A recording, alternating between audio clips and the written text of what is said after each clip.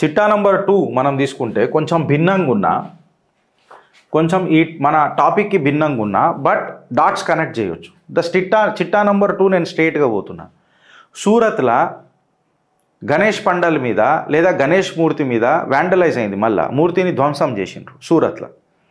అసలు ఏం జరిగింది, ఎందుకు ఈ అటాక్ చేయాల్సి వచ్చింది? ఇప్పుడు నేను ఆ ఫొటోస్ పెట్టొచ్చు, కాకపోతే కమ్యూనిటీ గైడ్లైన్స్ అడ్డం వస్తాయి కాబట్టి నేను ఆగుతున్నా. బట్ అదర్వైజ్ మీకు నేను కంప్లీట్గా ఆధారాలు అయితే పెట్టిన. ఇది సెప్టెంబర్ 9కి న్యూస్ 18లో వచ్చిన కథనం, స్క్రీన్ షాట్ నేను మీ ముంగడ పెట్టిన. ఆధారాలతోనే మీ చిత్రగుప్త ఆఫ్కోర్స్. 30 మంది అరెస్ట్ అయినరు. అందులో 30 మంది అరెస్ట్ అయిన దాంట్లో సుమారు 6 మంది 18 సంవత్సరాల కంటే చిన్న పోరలు ఉన్నారు. 18 సంవత్సరాల కంటే చిన్న పోరలు ఉన్నారు, అంటే జువెనైల్, దే ఆర్ జువెనైల్. ఇంకొక 26 మంది అరెస్ట్ అయినరు, పెద్దోళ్ళు, అడల్ట్స్. ఈ జువెనైల్ని ఎవరెవరు రెచ్చగొట్టి చేసినరో అని వాళ్ళందరినీ తీసుకొని వచ్చారు. ఇవాళ నేను చెప్తున్నా, గుజరాత్కి ఒక ముఖ్యమంత్రి మొగోడు ఉన్నాడు, హోమ్ మినిస్టర్ ఒక మొగోడు ఉన్నాడు, మునగాడు ఉన్నాడు. సూర్యోదయం అయ్యే లోపల నా కొడుకులు మొత్తం లోపల ఉంటారు అని చెప్పిండు. ఆ మాట నిలబెట్టుకున్నాడు Harish Sanghavi, the home minister of Gujarat. అసలు గిరీషి లొల్లెందుకు షురువు అయింది? చిట్టా కరెక్ట్గా ఇప్పాలి కదా, ఇప్పితే.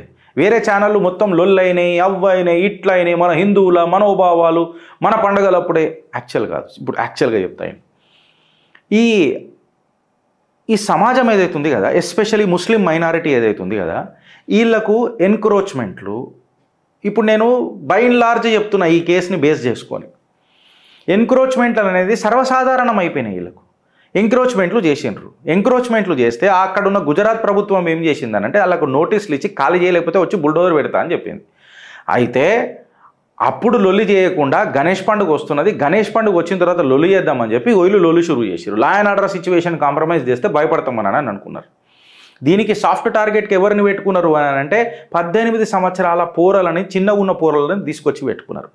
ఎందుకు? వాళ్ళకు రేపు శిక్ష తక్కువ పడుతుంది కదా, జువెనైల్ జస్టిస్ అడ్డం వస్తుంది కదా, వాళ్ళని తీసుకొని వచ్చి పెట్టిండ్రు. పెట్టి ఏం చేసిర్రు? వీళ్ళు కొట్టిపించిండ్రు. కాకపోతే ఒక మొగోడు హోమ్ మినిస్టర్ అయితే, ఒక మొగోడు ఇప్పుడు మన ఈ రక్షాపురం దగ్గర కూడా మన భూలక్ష్మి ఆలయానికి వ్యాండలైజ్ చేసిర్రు. కాకపోతే అట్లాంటి మొగోళ్ళు మనకు ముఖ్యమంత్రులు లేరు కదా, అట్లాంటి మునగాళ్ళు మనకు హోమ్ మినిస్టర్లు లేరు కదా. లేరు కాబట్టే మనం రోడ్ల మీదకి వచ్చి ప్రొటెస్ట్ చేయాల్సి వస్తుంది. అదే మొగోడు, మునగాడు, మన ప్రభుత్వం, మన మనుషులు, మన నాయకులు, లక్షణాలున్న నాయకులు ముంగటుంటే, మునగాళ్ళు ముంగటుంటే, మైనారిటీ ఓట్ల అపీస్మెంట్ లేకపోతే యాక్షన్ ఎట్లుంటుంది అనేది సూరత్, గుజరాత్ ఇలా సాక్ష్యం అయింది. సూర్యోదయం అయ్యే లోపల సుమారు 3 గంటల ప్రాంతం, ఏదో ప్రాంతంలో ఇది లొల్లయిందని చెప్తారు. టైంని బట్టి మీరు పోకుర్రి, I'm just telling you the scenario. సూర్యోదయం అయ్యే లోపల ప్రతి ఒక్కడు లోపల పడ్డాడు. 500 మంది మాబ్ అట్లెట్లా యాక్షన్ తీసుకోరు అని చెప్పి పోలీస్ స్టేషన్ ముంగట కూడా నిలబడ్డారు. లెఫ్ట్ రైట్ సెంటర్లా దీని మీద పెద్ద చర్చ జరిగింది.